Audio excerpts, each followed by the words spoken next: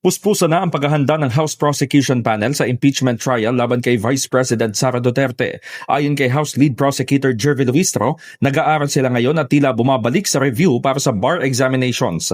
Lahat anya sila ay mga abogado kaya pamilyar na sila sa pinagdadaanan. Sa kasalukuyan, isinasapinal na ng prosecution team ang mga testigo, dokumento at video evidence, pati na ang presentation strategy sa bawat article of impeachment. Bukod dito, inaayos na rin ng direct examination na dapat gawin para ma-establish ang kaso kada testigo at article. Dagdag ng kongresista, inaaral na nila ang rules sa ebidensya at courtroom procedures bago ang paglilitis. Hindi umano ituturing ang impeachment proceedings na puro technical legal exercises. Samantala, nagpapasalamat naman si Prosecutor Terry Redon sa Senate Impeachment Court matapos ang pagtatakda ng aktwal na petsa ng trial. Handa umano ang panel na magpresenta ng ebidensya at kahit naabutin pa ang paglilitis ng budget season sa Kamara. Sinabi pa ni House Trial spokesperson Zia Alonto Adyong na wala pa silang natatanggap na formal notice mula sa impeachment court tungkol sa schedule ng proceedings ng paglilitis, bagamat una nang kinumpirma ni Senator Erwin Tulfo na magsisimula ito sa July 6.